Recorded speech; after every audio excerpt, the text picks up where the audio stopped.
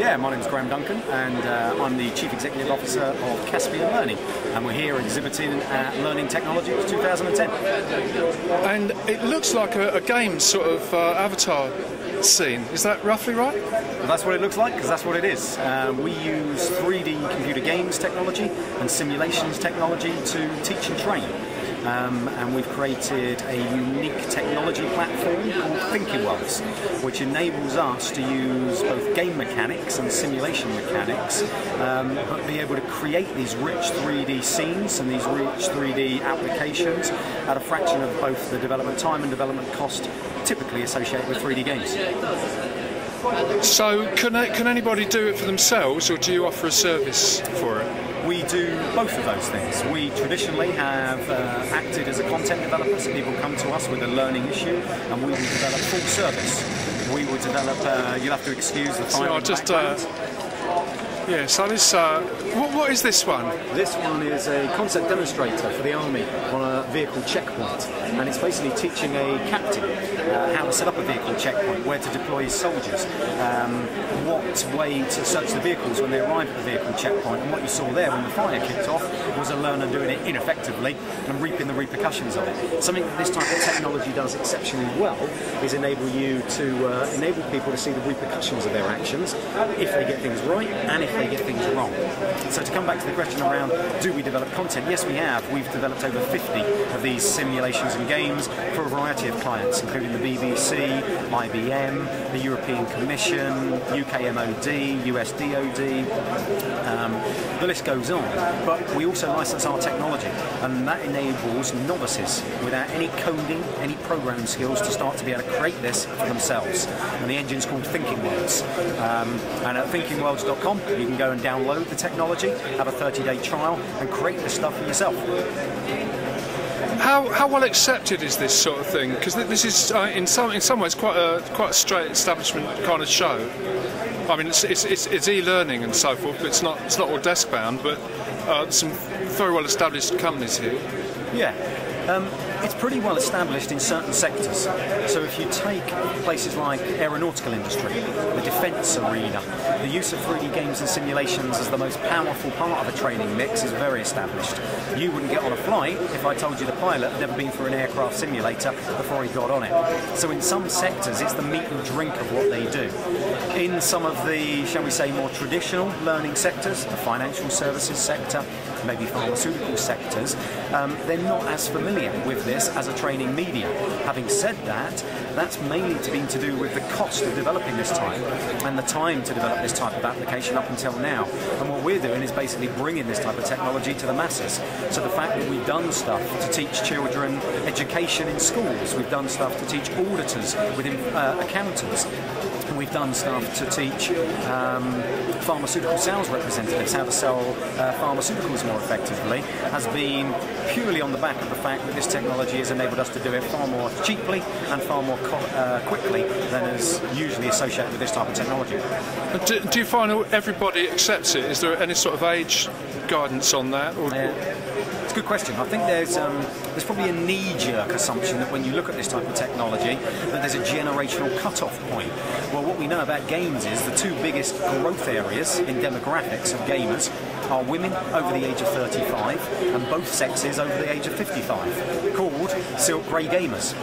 And what we're seeing is more and more people are engaging with this content, more and more people are on social networks, Facebook, playing mini-games, and therefore they're very familiar with this type of technology. So there's very little evidence out there to turn around and say that if you reach a certain age, this type of stuff will not be appropriate. And indeed, we've deployed it to people in their 60s and 70s. Okay, well, is there more of this game you'd like to show? Yeah, I mean, because I think we'd probably pick up in a video. Yeah, absolutely. If we switch straight to screen, I'll talk you through one of the games that we've created here. And this was created for Learndirect. And this is a very simple game, and it's about getting people back to work. And it's called Planet Work. And in essence, what we have is you're an alien, and you've landed on Earth, and you have basically got to either go and work in a factory environment or an office environment and carry out a series of different challenges. Some of them are basic challenges like dealing with a customer complaint, You know, how do you respond to them on the phone? Others are slightly more complex challenges, like maybe structuring deliveries. Now, what this has enabled us to do is take people that are currently out of work and give them exposure to the types of tasks they're likely to come up against when they're in these environments. UFI Learndirect is the biggest e-learning project in Europe. Commissioned us to build this. It's gone down exceptionally well and is now one of their flagship products. And this is enabling people that have been serially out of work to become more ready to go back into that work environment. You'll see what we've done here is we've put a game narrative over it. So the fact that you're an alien and you've landed on Earth is just a typical trick used in entertainment games, is to put a storyline over it, put a narrative over it, give you some idea of an ultimate objective or goal. What are you trying to achieve? And the goals that you're trying to achieve here are to go into work, perform effectively. You'll see in the top left-hand side of the screen there's metrics and there's reward and recognition. As you perform effectively, the amount of money you get in this game increases. So you're using some of those mainstream entertainment games mechanisms to give them in-game reward and recognition. Yeah, so UFI, just to explain, is University for Industry. That's correct, University for Industry, and their go-to-market brand is Learndirect. And they're responsible for a huge amount of adult learning across the UK and run a lot of the learning in places like the Job Centre Pluses. And we're now going to move on to a second game, developed in Thinking Wells as well. And here's a totally different scenario. This was developed for the UK Royal Navy. And this was to teach brand new Navy seamen how to be familiar with their new work environment. They've never been on board a Type 23 warship before, and how to carry out a core part of their job, which is health and safety inspection rounds.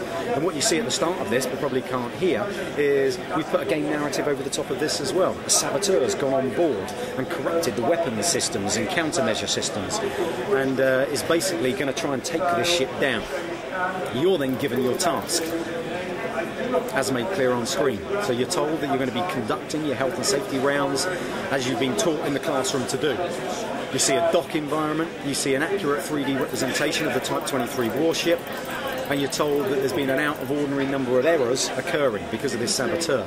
And our task is to go and find errors, locate the cause of them, and hopefully capture the saboteur before this ship blows up. And this is absolutely accurate. We went on board, we took imagery of the ship.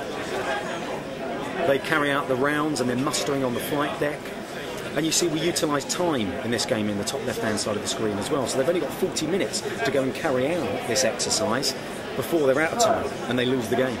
So you put some time pressure into it. So it does blow up at that point? It will. A number of times if you make the wrong choices in the game, you will see catastrophic effects. But they're now in a physical, accurate representation of the ship. They're going into the conversion machinery room and they've got to spot errors. Now, some errors are blatantly obvious, like this. The saboteurs set fire to this part of the ship, and they've got to go through the correct protocol to put that fire out.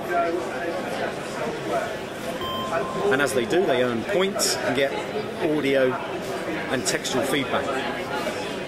Could be spoken. In other scenarios, they've got to walk in the cabins and listen. Is the vent working properly? Can they hear the vent sound? So what you're doing is you're getting them to carry out the core part of their job, but within the core part of their job there's a storyline about a saboteur on board, and as they perform effectively, they start to get clues of who the saboteur is. Ultimately, they get to capture him. But we've modelled the cabins in high def to get to capture the saboteur and put him in jail.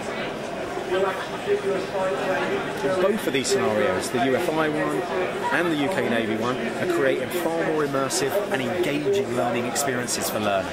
They're putting them in a contextual work environment and they're giving them an opportunity to practice, role play, and then see the repercussions of their decisions.